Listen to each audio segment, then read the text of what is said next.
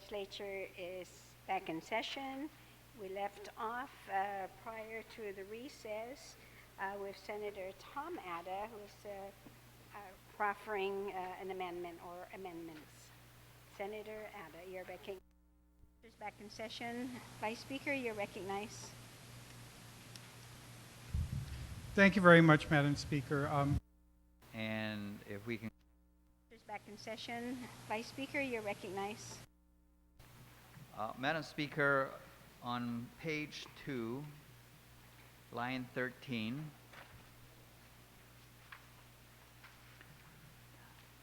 there's actually 2 amendments there. That's in subparagraph B, starting in line 9. And the amendment that I'm proposing is to strike the words "or making." That would be on line 13 on page 2 and on line 19 on page 2, or made. So basically what these amendments is basically doing is striking out the language there which suggests that they will already have made or will be making prior to soliciting or making any exceptional contract, the governor, or in the case of an autonomous agency, shall make a written determination of need. And basically what, with this determination of need, what it does is, and I'll point out a good example. Down at the port, they have this parcel, an empty parcel. It's called Hotel Wharf. That's the one that the senator from Barrigada was making reference to earlier in the morning. It's basically been entangled for the past, I believe, 15 years. And now that I believe it's pretty much clear that now the control of that piece of property is to the port, then what this determination of need does is basically the port knows that if you're going to utilize that parcel, it's going to require at least a $22 million investment to refurbish the wharf there so that it can carry the kinds of loads that may possibly be put in there. So then this determination of need is put out there, kind of like an information or request for interest. But basically the port initiates it and says, we have this parcel here. We want to rent it out for these following purposes.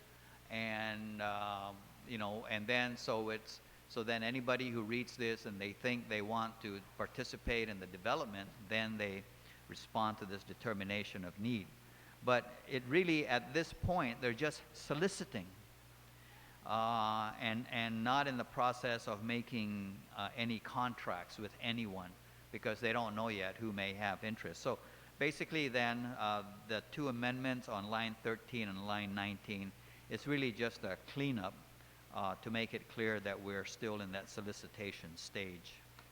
Okay. On the amendment then, which is on page 2, line 13 and 19, to delete the word "or making" and the other is "or made." On that amendment, without any objection, so ordered. Now, the next amendment is on the same page on line 22.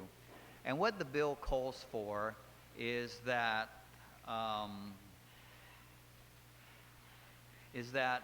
with this determination of need, it requires that the agency transmit to the Speaker of the Legislature a copy of this determination of need. This document, as I stated, that we have this parcel of land that we would like to have developed for the following purposes.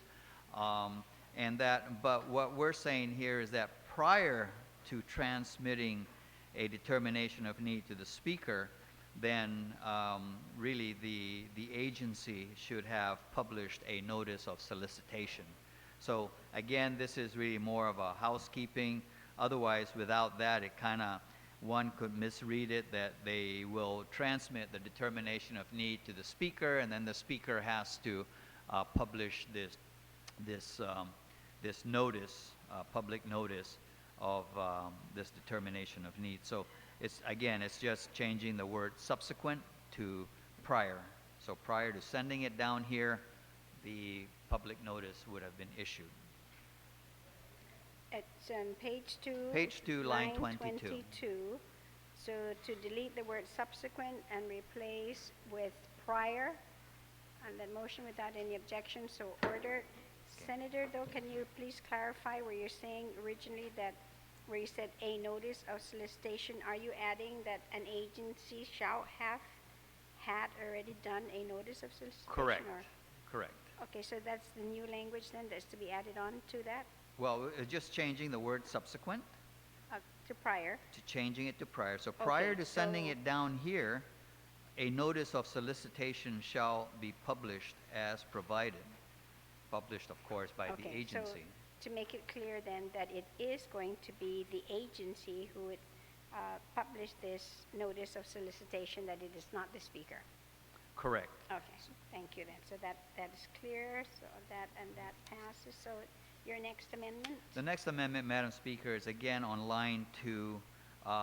We go up here to Page paragraph A on line 8, at the end of line 8. And what this amendment does basically is just clarifies that this limitation or this requirement that any lease agreement or license that's going to be for a period of greater than 5 years will have to come down the legislature. Well, the leases for the residential properties under the Chamorro Land Trust is really not a part of this, because right now there's public law which allows for the leasing of these properties for up to a period of 99 years. So the amendment that I'm proffering basically provides clarifying language that it doesn't apply to that. However, the Chamorro Land Trust and the ancestral lands do have properties that they leased to commercial businesses, and so those commercial leases, in the same way that a commercial lease that's being contemplated by the port or the airport, those have to come down. If it's for a period of more than 5 years, those have to come down to the legislature for review and final disposition. So it's just clarifying language that this requirement to come down to the legislature doesn't apply to those 99-year leases of residential properties under the Chamorro Land Trust. Okay, so on the amendment, Senator Muñoz-Barnes, you have a question or comment? Madam Speaker, now maybe just for clarification's sake, because we're talking about the public real property and related facilities on page 2, am I right? Page That's- 2, after Sub item A, right? line 8, yes. Right, on line Then to A. add on this sentence. Well, my take was after speaking with some folks from the Ancestral Lands Commission, it was indicated that a number of commercial leases and responses to the RFPs that they are in the negotiation processes right now, and they're concerned that if these provisions go through right now, that those potential investments and those negotiations that are going on right now as we speak, that have been going on for last term and this term, that those may come to a halt. So maybe I can ask the good author, is right now just from the ancestral lands section, I mean, do we know how many contracts or how many programs are being negotiated right now? And Ma- if so, Madam Speaker, on the amendment sheet that says number 4, there's actually a amendment that I'm proposing which will address that very okay. issue. Oh, I appreciate it. Thank you, Madam Speaker. Okay, sure. Senator Limchaco, question or comment on the amendment? Thank you, Madam Speaker. Just as a point of clarification, if the author will yield to a question, what of the designation of agricultural property under the Chamorro Land Trust? Should it be Senator, included? do you yield to the question? Well, if it's a commercial lease that's being entered into, then, a commercial lease is a commercial lease regardless of whether it's C-zoned or an agricultural lot used for commercial farming. But I believe that there's certain zoning designations that are deemed agriculture that they're using for residential.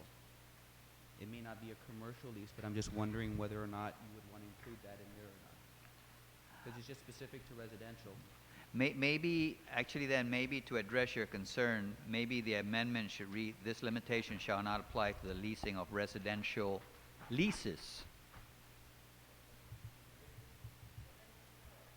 Residential leases on the Chamorro Land Trust, huh? Yeah.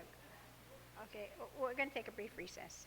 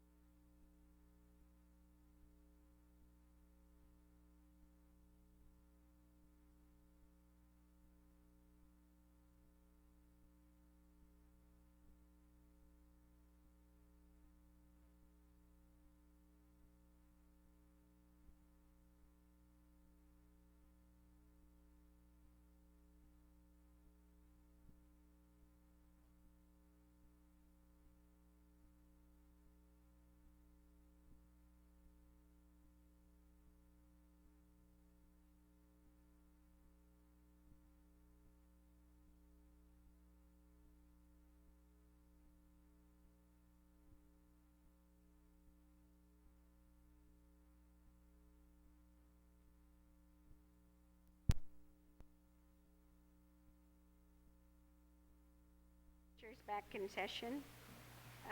Senator Ada, well, Senator Limpiaco, first of all, were you satisfied with the response to your question?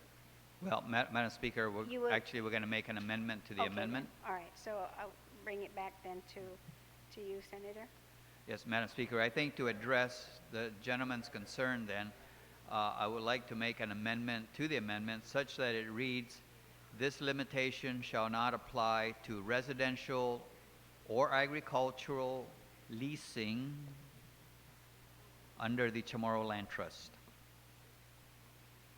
Okay, so it's this limitation shall not apply to residential or agricultural leasing under the Chamorro Land Trust. Is that correct?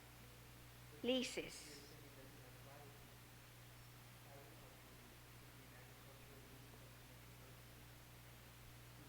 There are agricultural leases, though, which are Can we commercial. take, Okay, another reset.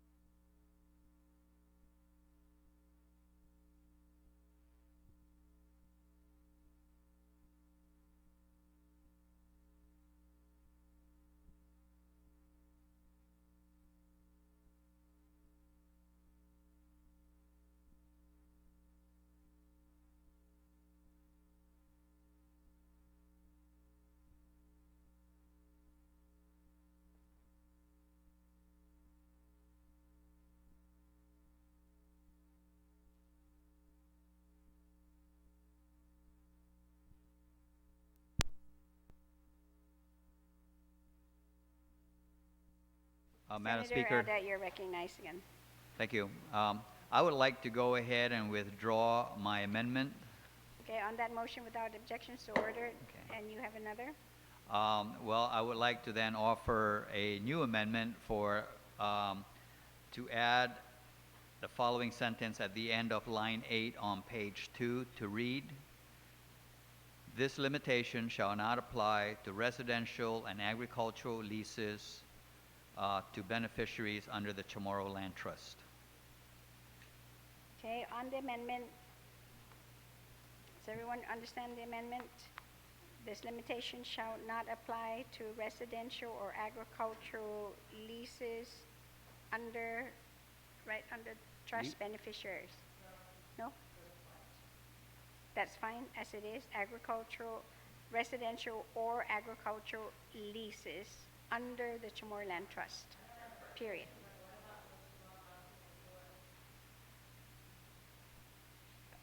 Wait, let's finish this one first. The limitation shall not apply to residential or agricultural leases under the Chamorro Land Trust. On that amendment, no objections ordered. Thank you very much, Senator Ada. You may continue. Thank you, Madam Speaker. The next amendment I would like to make is on page 3, at the end of line 5, to add the following paragraph. And it's there on your sheet that says amendment number 3. And it reads, "A public hearing shall be conducted by the legislature during the 60-day review period. Legislative approval shall be by enactment into law, period, and legislative disapproval shall be by resolution." On the amendment, no objections? Madam Speaker, can I have a minute, please? We'll take a brief recess.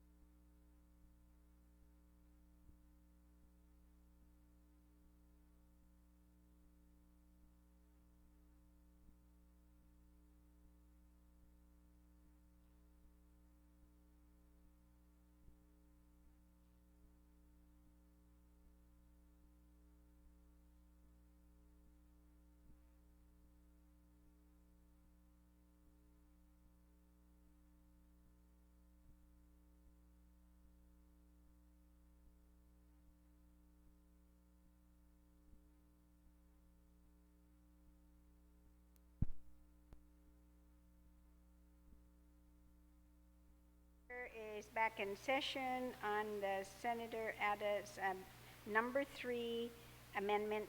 Any objections? No objections, so ordered. Thank you, Madam Speaker. Now for the final amendment on the sheet that says floor amendment change number 4, which will be on page 3, line 13. So at the end of line 13, regarding that's entitled the effective date, I want to add the following sentence.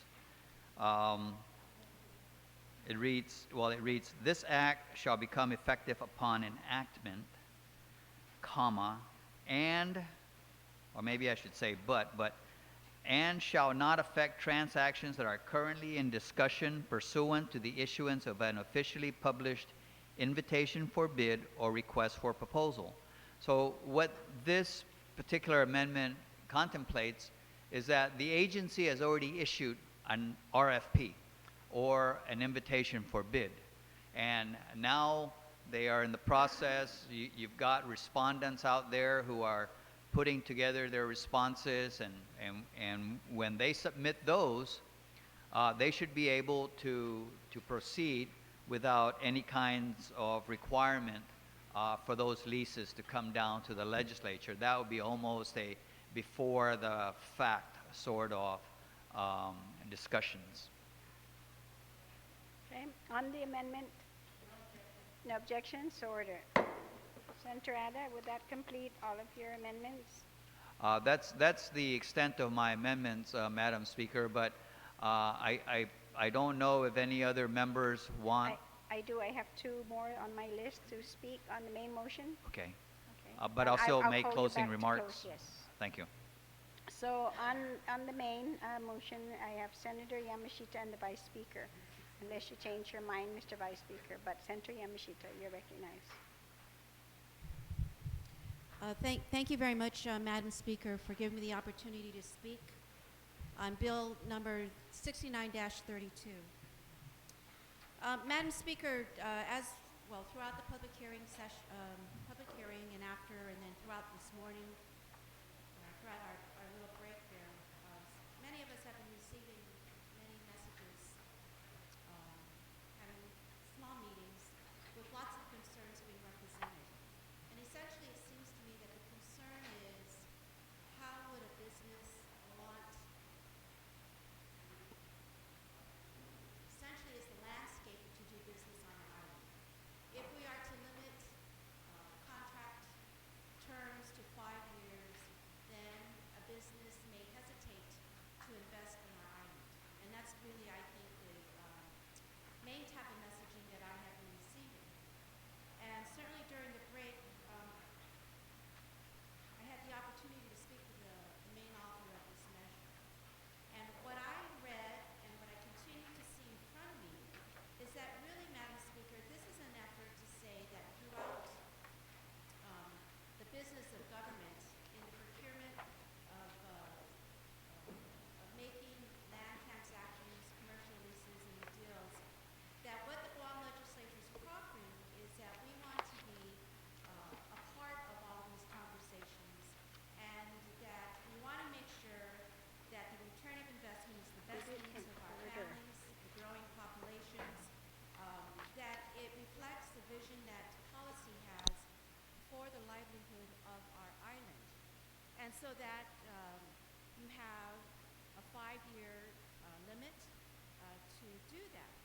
But really, to address the concerns of big-term investment is really found on page 2 under exceptional term leases. And it would seem to me that under this particular section of the measure, that it will not stop any kind of expansion. For example, if there was another Okadu campus expansion, it wouldn't stop that. It would not stop any big-time expansion at the hospital or the new hospital or new schools. But rather what this says then is that the procurement officer or the director of public works or the head of the purchasing agency or the authority, which might be the board, an autonomous board, will work with the governor or work with their board and go through a step in working with the Guam Legislature. And so those steps are there. Now, some may say that those are extra steps, But truly, as we listen to the members talk about some missteps that have happened, perhaps, and particularly when there's such a limitation of resources, perhaps those are good steps. You know, I spoke earlier against going from 30 days to 60 days because I happen to believe that this body can work effectively and efficiently. I believe that we can look at something and know that we have to do something by a certain day in the document. But that went to 60 days, and so be it. But for the overall measure, Madam Speaker, I don't see how this hinders development, because it doesn't say that there shall not be any development over a 5-year term, but it does say that there will be extra steps or additional steps that need to be taken. Now, Madam Speaker, I know that the title of this bill is an act to add a new section 5351 to Chapter 5, 5GC, relative to the duration of commercial leases for public real property and related facilities. But then, Madam Speaker, in Section 1, as we talk about no uniform standard relative to the duration of commercial leases, permits, or licenses for the use of government or Guam real property and other related facilities. Maybe that right there is my answer. The question that came to mind for me, Madam Speaker, was should there be also a time limit or a certain period that also talks about contract for services? You know, Madam Speaker, what comes to mind right now is our mass transit system, or therefore the lack of. And right now we limp along with a month-to-month contract. And as I talk to the transportation industry, their whole point is if we can get away from month to month, and I think they would love to have a 5-year conversation, that they would be willing to invest. And so I don't know if this is an appropriate topic, and maybe the author of you to help me understand if that is inappropriate or misplaced. But is this a time to talk about a 5-year limit for contracting for services? Because I think about commercial leases and permits or licenses for property and facilities is a huge investment of our resources, Madam Speaker. But a huge resource of investment is also the monies that we use to procure for actual services. And I don't know if this is out of line, and that's why I would ask that perhaps the author would be able to share with us what he thinks about that. Thank you, Madam Speaker. Senator Ada, do you yield to the question? If I understand correctly, Madam Speaker, if this is the appropriate vehicle to use to address the duration or the length of a service contract, I would suggest that that probably should be taken up in a separate bill dealing with the contractual parameters for services such as mass transportation services or I guess any other types of services, performance management contracts, and whatnot. So that I think is a whole discussion in itself, and we should limit this bill simply to public properties and facilities. Senator, you still have the floor, and I hope he was able to answer your question. Yes, I did answer my question, and I thank the author for addressing that. And that response does make sense. And so, Madam Speaker, the other item I have is, we have a limit of 5 years. I wonder if there should be a limit to the minimum. And perhaps that's a procurement issue. Maybe that's more of a procurement issue than anything else for this. But, I was just thinking, again, as we limp along in mass transit, and really, Madam Speaker, the people who depend on mass transit are suffering.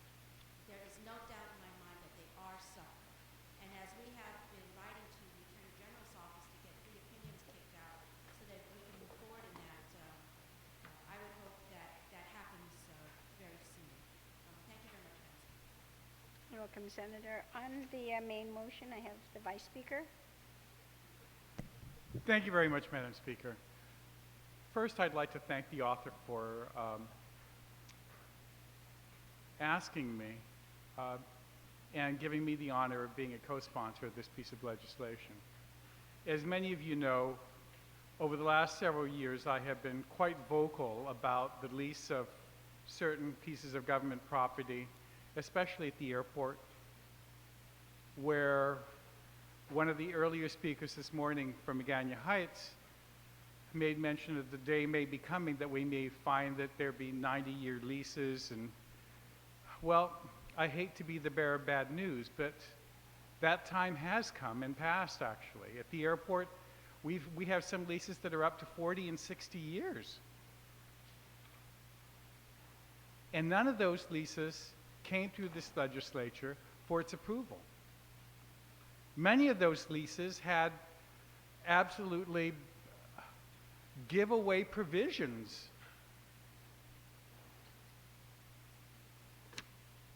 Where this government has had to bear the burden of paying $2.5 to $3 million a year in rental for customs and quarantine because that was part of the lease agreement that was written into it.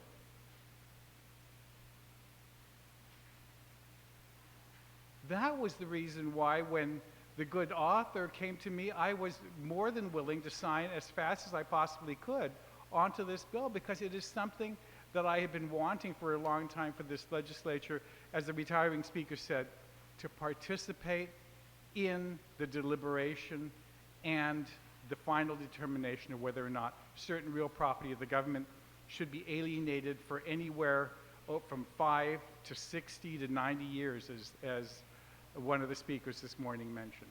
We should be part of that, because those, not only are we on an island, but we as a government own less than 1/3 of that.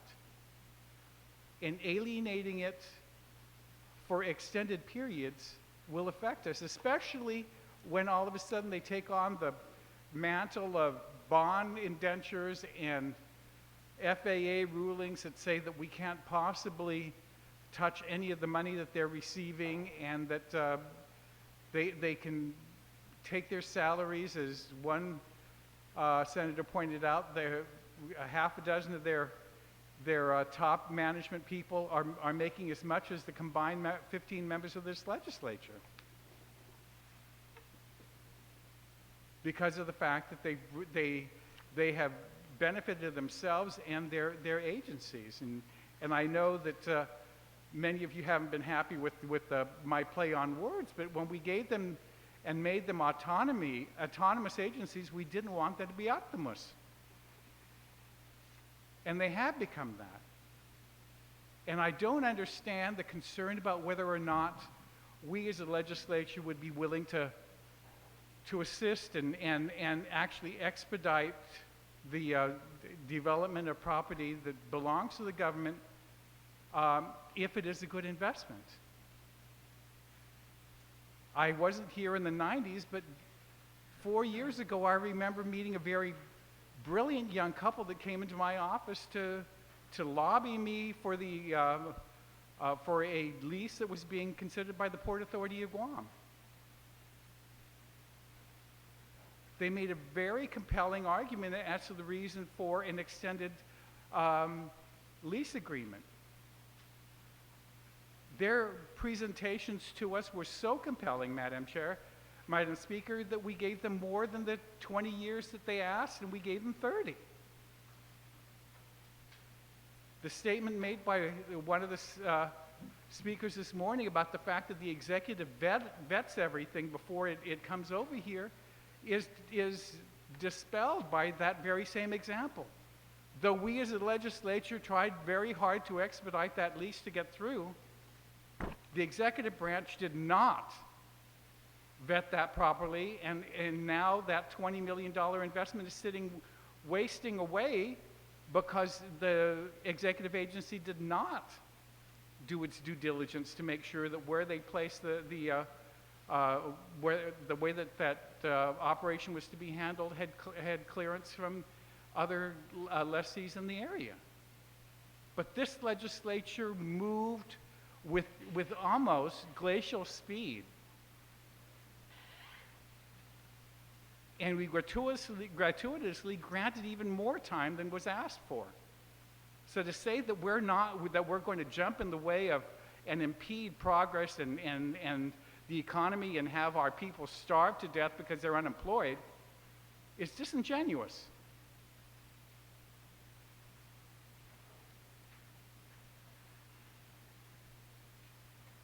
So I'm proud to have been asked to be a co-sponsor of this.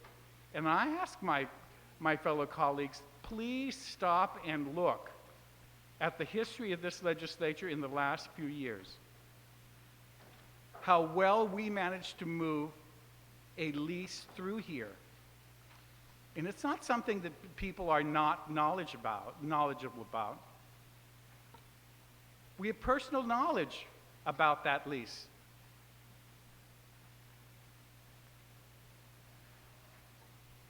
And we've also seen how that can be abused. I mean, I can't even think of a word that's stronger than abused when I think about what the airport has done to the property that this legislature previously had given to them.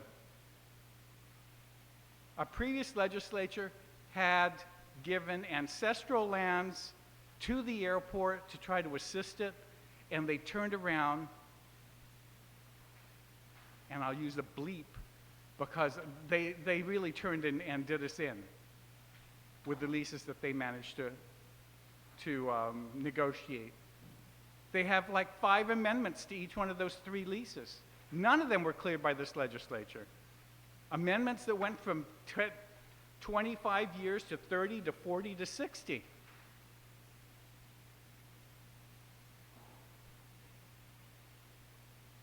And we've actually been told by FAA that you had no business in it. We've already cleared it, and it's none of your business. Land that we gave to the airport, we have no business in talking about.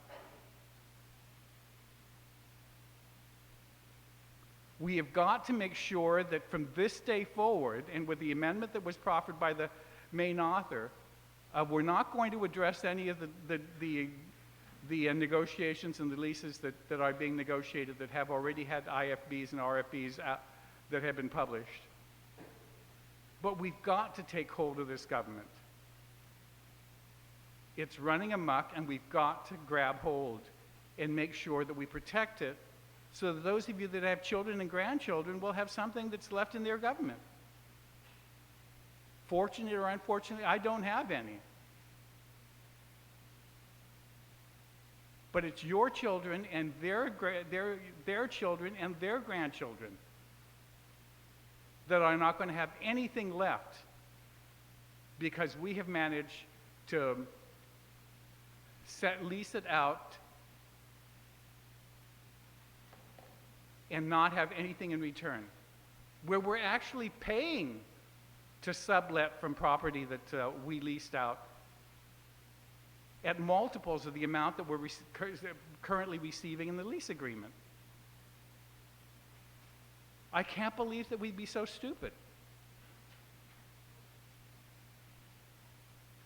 to say, I'll lease you some property and when you're done, I'll lease back a quarter of, I mean, not even a quarter, a fraction of what you built, and I'll pay you more than what you're paying me currently on the lease.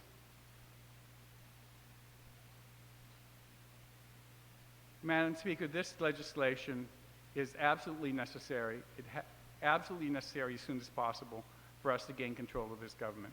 And I stand as a proud co-sponsor of this and thank the main sponsor for having included me on it.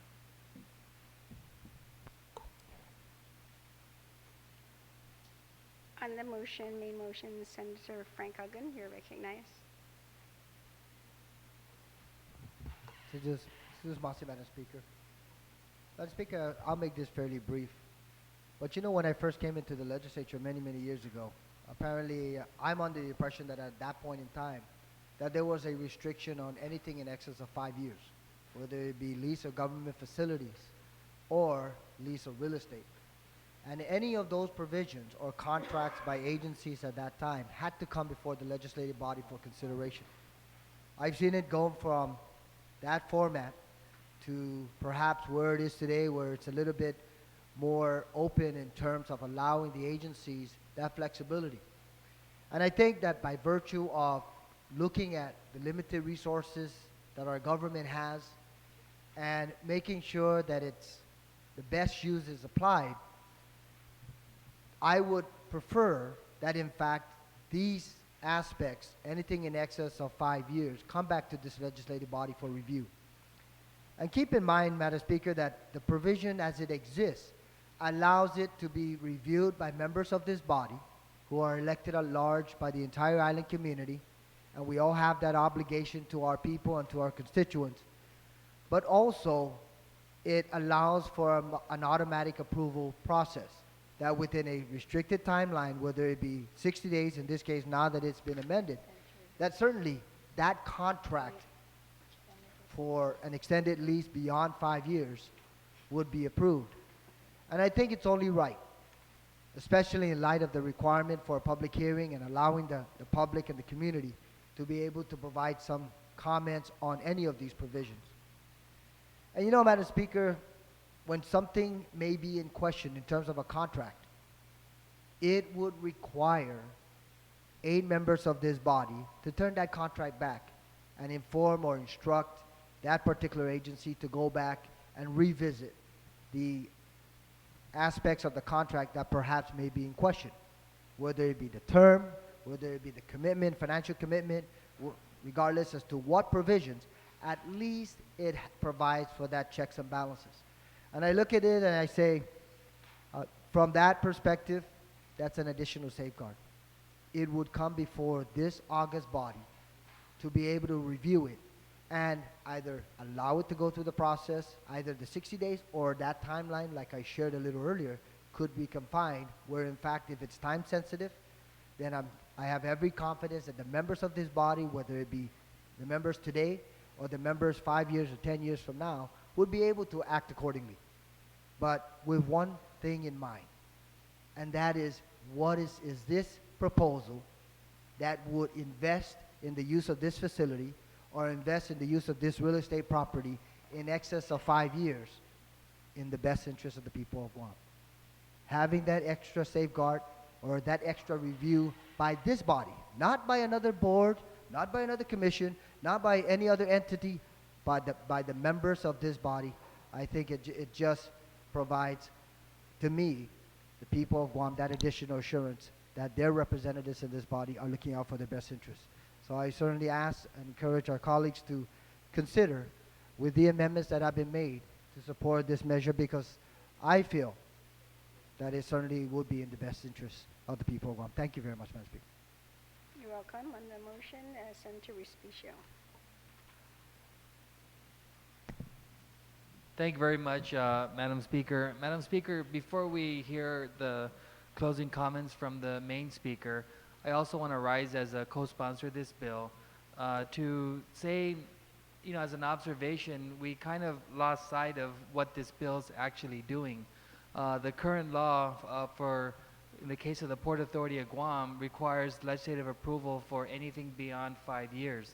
Now, when Senator Ada introduces this bill, the next thing we hear is that he's doing something that would provide a chilling effect to our economy, and this legislation is being perceived as anti-economic development. You know, I don't see those who are espousing that argument rushing to amend the current law that requires this 5 years to begin with.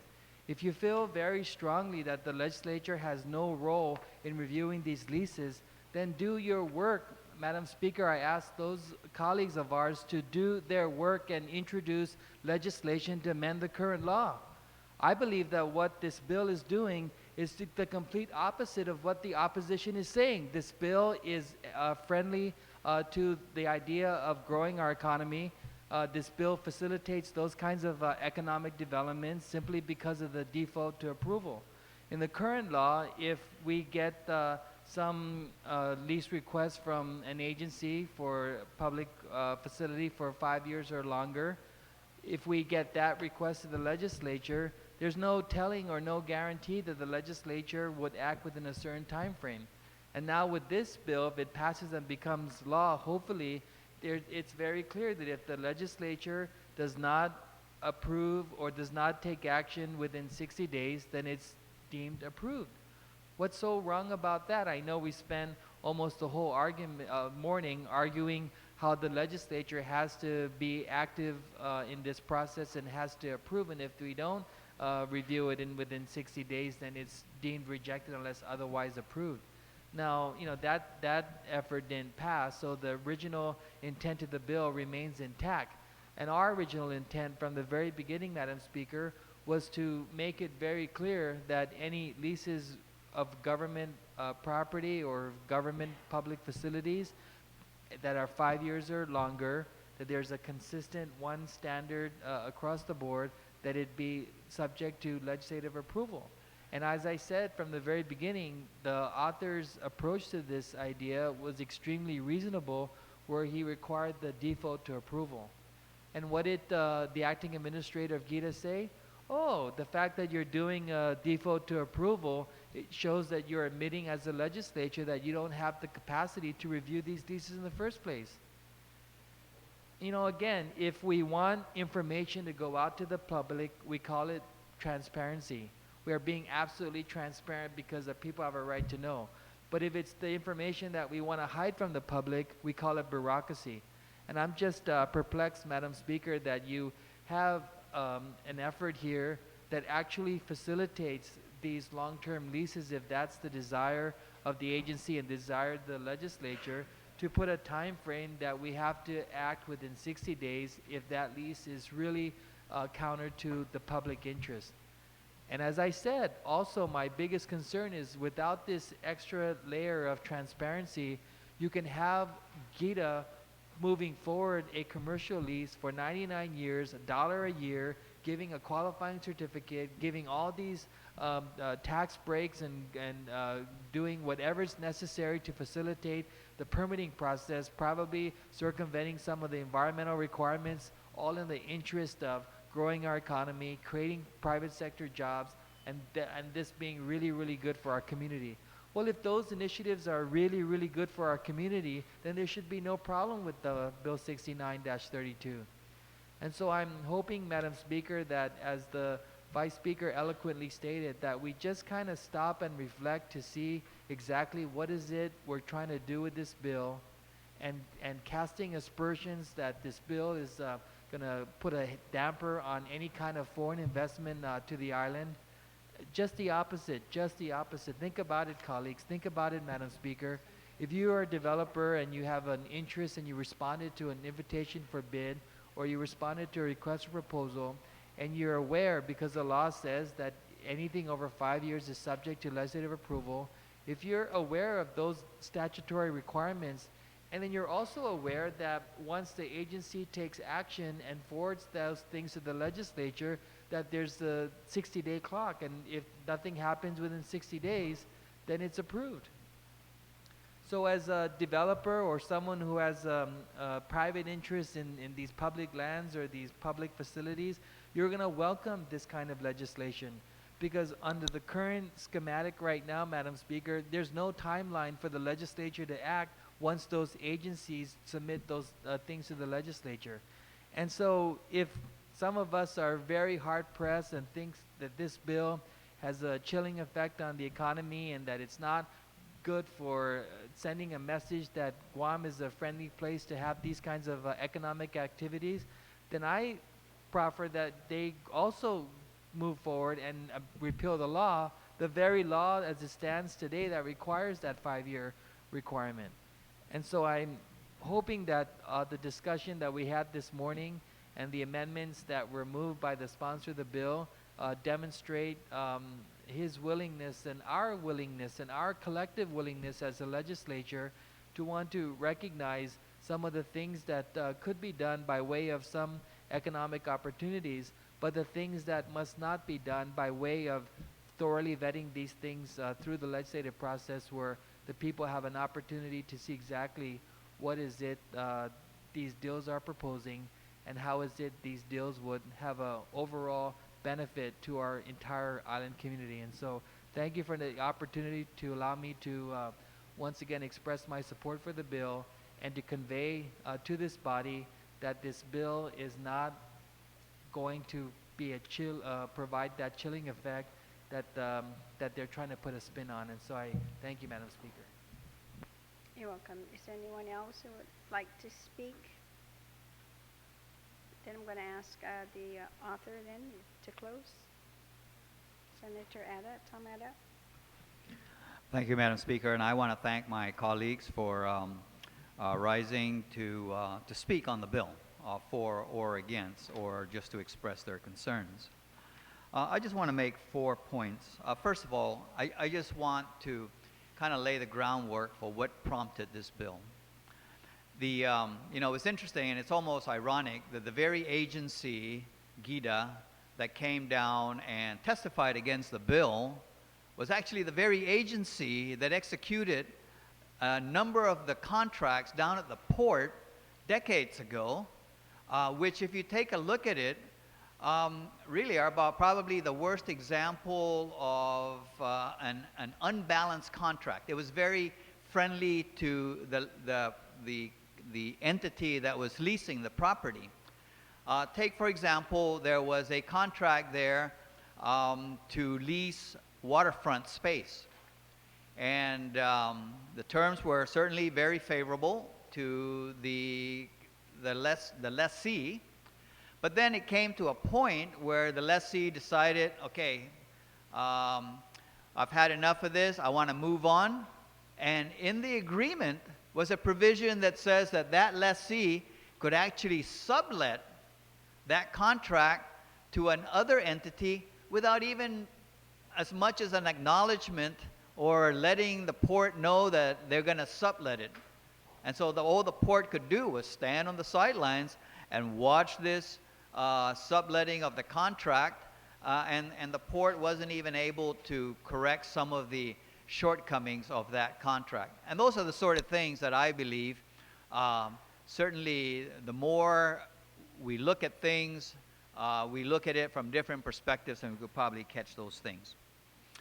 The airport, we saw with the concession contract. I believe that they really had some reservations about going into this, but they kind of hid behind that provision that says, well, as long as we don't go into an exclusivity contract for more than 5 years, we're okay.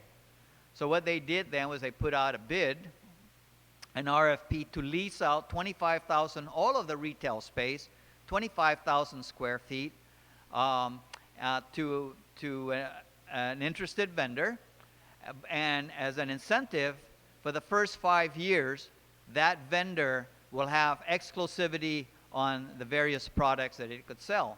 And after that, anybody else can come in. So take, for example, that vendor can have exclusive rights to sell Gucci bags, and after that, anybody else can come in and sell Gucci bags. But the problem is, there's no more retail space to lease. Now, there's been several misconceptions about this bill.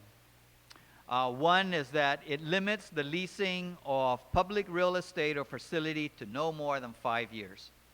And that is really a misconception. And it was pointed out by the senator from Tamuning, who clearly indicated that, a lease for up to 5 years, the agency can on their own, under their own authority, go out and enter into these short-term leases. But the bill does provide for what is called the exceptional term leasing of greater than 5 years to allow for reasonable time to recoup capital investments that are made by the lessee. Another misconception is that this bill is presents nothing more than unnecessary delays. Well, it's actually, if the authority to enter into short-term leases of 5 years or less, it's up to the agency to move as fast as they want. A good example, again, is down at the port. There was a company that wanted to set up a cement batching plant, They went in there. They entered into that 5-year lease so that they can get the process started and at least lock in the property. And then as they were progressing in that, then they sat down and they said, okay, can we now talk about a 20-year lease? And so they did that. They came down to the legislature and in the end walked out of here with a 30-year authorization to lease that property. Now, so actually, I don't see this bill as unnecessary delay. Now, I guess if there's any delay to speak of, it's the 60-day review period that the law requires to be allowed down here at the legislature. And I believe that that could be up to 60 days.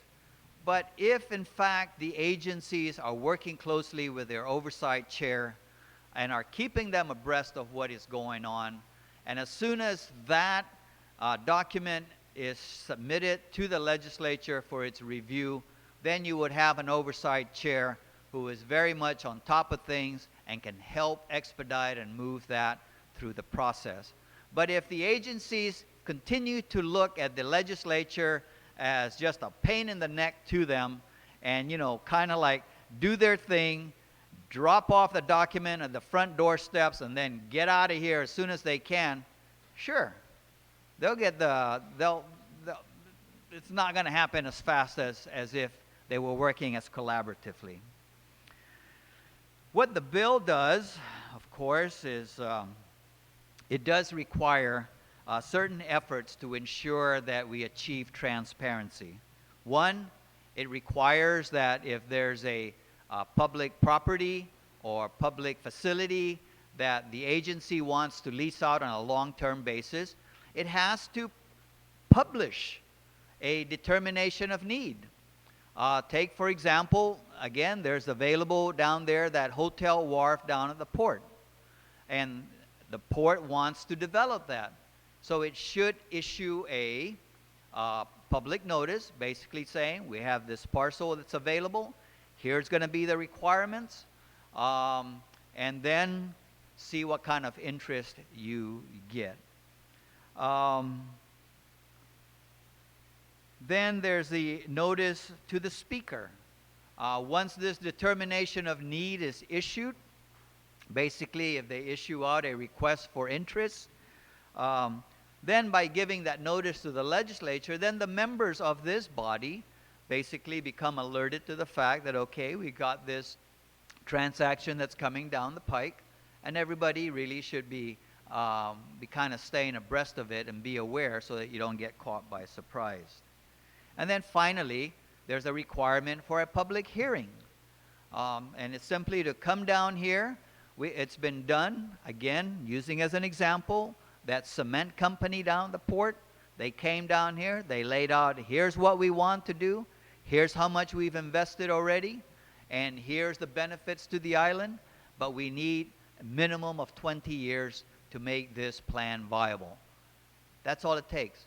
The legislature during the public hearing did not come in and ask them to open the books and you know, go into these things which I think rightfully so businesses want to kind of keep on tight hold. But it was just simply a dialogue so that the community became aware of what it is that we want to use these public facilities and the public lands for, and to assure the representatives of the people of Guam that in fact this is in the best interest of the island of Guam and its people. So, Madam Speaker, I would ask my colleagues to favorably consider this bill. If you have any concerns, if they have any concerns about anything in the bill after this discussion here, to please take the time to ask me, and I will then answer their questions offline if that gives them greater comfort in doing it that way. Thank you very much, Madam Speaker. Welcome, Senators. On the motion then to send Bill 69-32 to the third reading file without any objections, so ordered.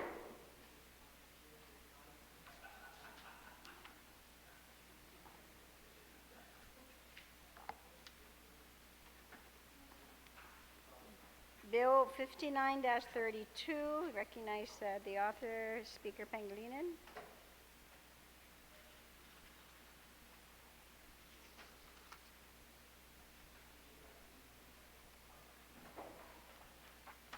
Madam Speaker, I'll just request for a short recess while we're getting a substitute version. Okay. Take a brief recess.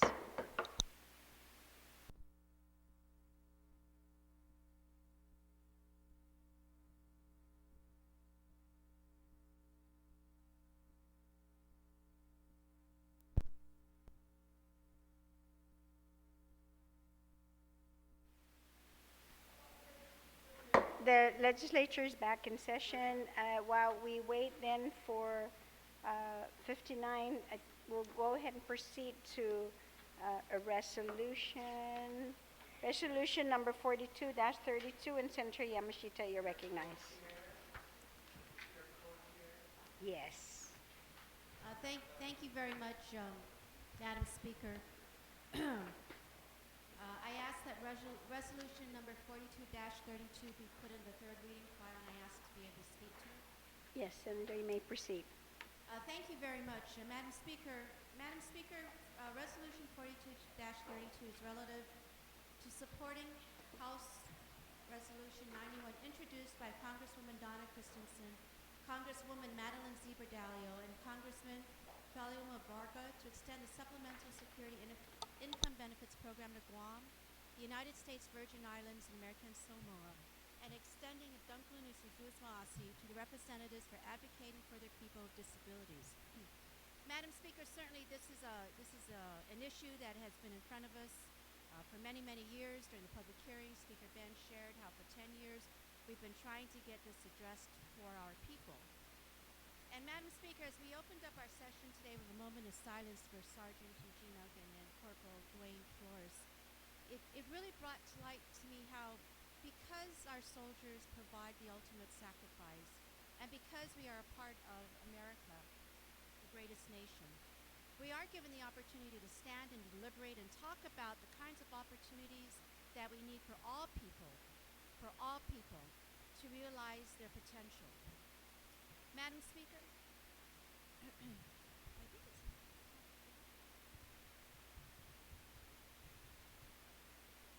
Can you hear me? Okay. Madam Speaker, we currently have 24,000 people on our island who are identified with disabilities. And this is not a handout, but it really is a hand up. And we also know that we have, according to our last census, we have 50,000 Guamanians, Chamorros, living off island. And many of those folks, when I meet with them or when I communicate with them, they tell me that a reason why they do live off island is so that their child or their grandchild can benefit from the Supplementary Security Income Program. Madam Speaker, this program helps a family with work, with some living supports, and it really does make a difference. Now, there are real rules and regulations that the family has to adhere to, but you go through a process and you are supported. We know that there are families who live across the U.S. continent who would love to come home, because being home with your extended family just makes a difference of life. But when they don't have the kinds of programs and supports that they have over there, here, then their choice is pretty much made for them. You know, Madam Speaker, this really is another example of what it's like to be a congressional citizen versus a constitutional citizen. And one more time, our whole political status issue is in our face about what we are doing and how we are providing for all of our people to not only, as we know from the ultimate sacrifice for our two Guam soldiers, we do give, we do contribute, we do uphold. And then when we want to turn it around, and we want to say that we want those same rights given to all of our people, this is an example. And when I met with our Congresswoman and raised this issue with her during her last visit here, she shared that one more time she and her colleagues have introduced a measure. And I asked her if it would help that we, one more time, introduced a resolution and got it passed by the 32nd Guam Legislature. She certainly welcomed that support measure.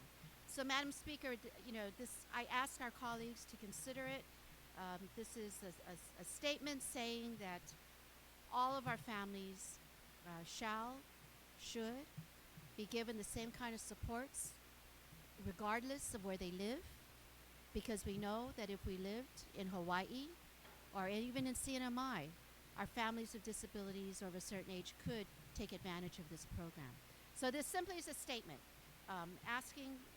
telling our Congress that we support the measure HR 91 that has already been introduced for us. Thank you very much, Madam Speaker. You're welcome. On the motion, Senator Agun. Thank you very much, Madam Speaker. Madam Speaker, I certainly stand in full support of this particular resolution, and I commend the sponsor. You know, Madam Speaker, I think from my perspective, I really am humbled by working side by side with the good sponsor of this particular resolution, side by side in this body.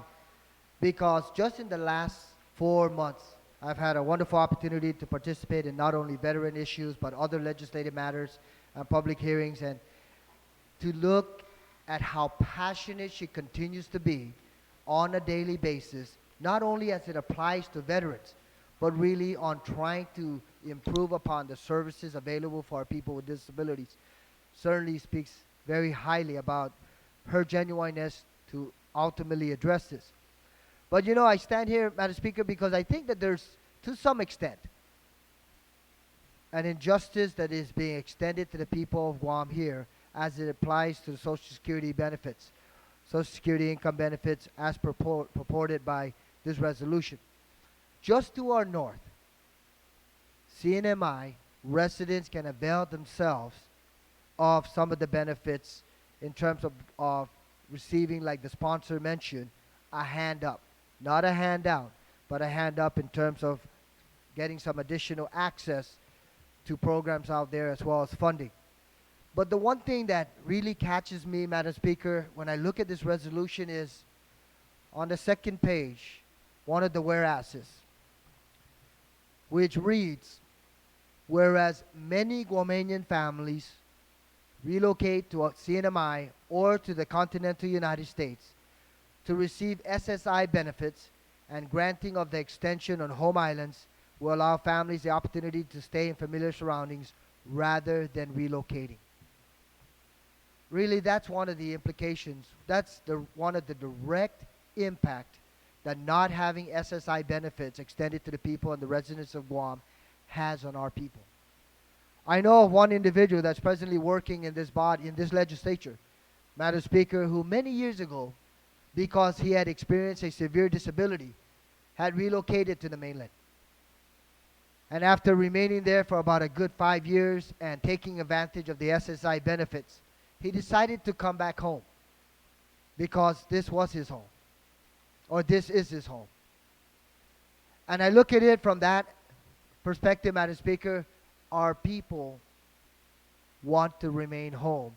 And just by virtue of hopefully this resolution and endorsing the resolution before the House of Representatives and hopefully the U.S. Senate, that should the SSI benefits be extended to Guam, it will allow individuals like that person who left the island for 5 years to be able to remain home, to get access to many of these benefits and many of these programs.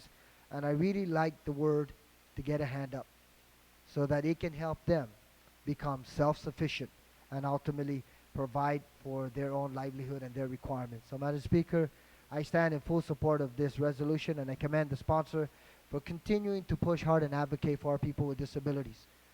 Because we know that in 99.9% of these situations that our people with disabilities just want a hand up so that they can eventually, hopefully someday, be self-sustaining or be able to contribute that much more to them, for themselves, for their families, and to our island community. So I stand in full support of this resolution. Susan Smasi, Madam Speaker.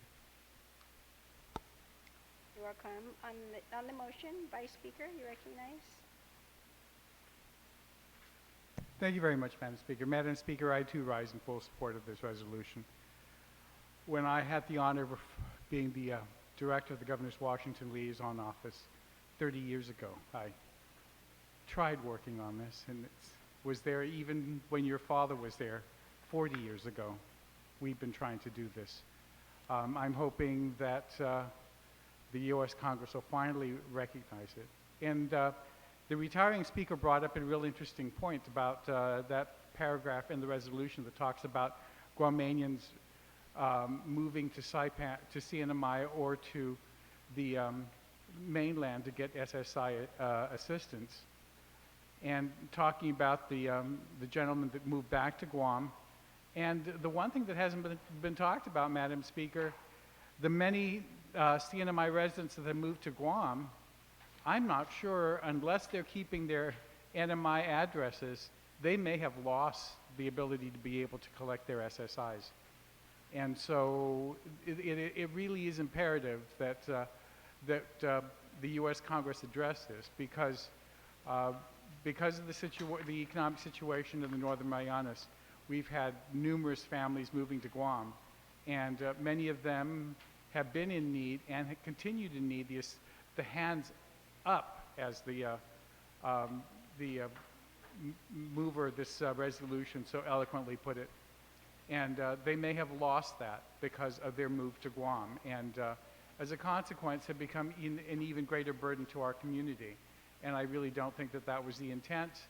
And I think the U.S. Congress can make all of us equal citizens by making sure that all benefits are inured to all citizens, regardless of whether they live on Guam, Northern Marianas, or Las Vegas. So I thank you, and I join in recognizing the author for her continued support and supporting this resolution that she's introduced. On the motion, Speaker Pangilinan, to recognize.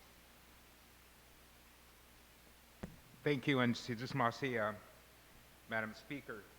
Madam Speaker, I certainly echo the sentiments expressed by the retiring speakers, one and all, with regards to the disparity of the treatment that people on Guam continue to receive at the hands of the federal government, which makes no sense. Just to tell you that I'm really not that far in age behind the retiring speaker, I was there with your father in Washington when he was working on issues like this as well. And of course, there with Governor Badalia during his tenure as the Washington, D.C. liaison director in terms of trying to push these issues forward. And unfortunately, Congress just does not move with any kind of speed at all when it comes to the territories, most especially when it comes with the territories. But the key is that we must not lose hope, we must not lose faith, and we must forever continue to push the issue and place it before Congress and the American people when we're being treated differently. You know, the great Chief Justice Frankfurter said, there's nothing more inherently unequal than treating unequals equally. And that really has been the federal policy with regards to the territories. They put us in a status that we're unequal, and then they say, but you should have the same rights as everybody else. Well, how can you first put me as a status of being unequal, and then I should be treated unequally? It just doesn't make sense. It goes contrary to stare decisis and precedents set by the U.S. Supreme Court itself. Yet that's how Congress acts when it comes to the territories in some of these issues, of which one of the most glaring example is SSI. And it's not even a matter of being a constitutional citizen or not. It has nothing to do with that. It's not that they're getting treated and get SSI because they're a constitutional citizen and we're not. No, because the CNMI are not constitutional citizens. They're covenant citizens, and yet they get SSI and we don't. So why can't, as territorial citizens, the people of Guam be given this right, this privilege, this benefit that is offered a covenant citizen and a constitutional citizen? Why do we get denied this benefit? And so, Madam Speaker, I certainly commend the author for her diligence in looking at this issue, finding it, and then bringing it to the attention of this body and allowing us the opportunity to echo our support for the work that's being done with regards to this resolution and our continued petition to Congress and our delegates, and continued support of the efforts of our delegates and the delegates of the other territories that are joining effort in this respect of trying to get this benefit extended to our residents of the different and various territories that are continually being denied for no good and justifiable reason, Madam Speaker, most especially when you have treatment of our neighbors to the north who are in the same status as we are, really, being given another treatment and a different treatment than we are being given as citizens of the United States, whether we be residing in a commonwealth or a territory, Madam Speaker. And there's just no good reason to deny it, and certainly stand in support of the effort placed forth in this resolution and the petition to Congress and our delegates, and voicing our support to our delegates for their efforts. Thank you, and Sidus Master. You're welcome. Is there anyone else who wishes to speak on the resolution? There being none, Senator Yamashita, you may close. Thank you very much, Madam Speaker. Madam Speaker, first, there's a technical error, and I understand that the Family's First Office has already communicated with the clerks about the misspelling, and I apologize about misspelling the Congressman's name from American Samoa.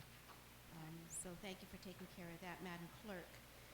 Madam Speaker, I thank those who have risen and who have spoken. I thank everyone who stops and shares with me their thoughts about the idea that we cannot lose hope. We cannot lose hope. Because more often than not, Madam Speaker, hope is the only thing we have. We cannot lose hope. Then after that, we have to keep on pressing on until that hope is realized. Madam Speaker, this legislature and the previous legislature, and I'm sure before that, over and over again has opened up their doors to the community of those of us with different abilities. And over again, they've been hosted, we have listened, we have held hands, we have laughed, and we have cried. And over again, they share with us what they need so they can work, so they can pay for their bills, so they can go into the community, so they can be with others. They don't want sympathy, and they don't want to be looked down upon. They want to work. But as it be, certain abilities are with them, and as it be, the government has come up with certain programs to help. And in this particular regard, Madam Speaker, the Social Security income benefits will help some of our people. We will not lose hope. We will keep that hope alive. And Madam Speaker, all families can, and with our help, they will, Madam Speaker, they will. Thank you. You're welcome, Senators. On the motion then to send Resolution 42-32 to the third reading file without any objections, so ordered. We will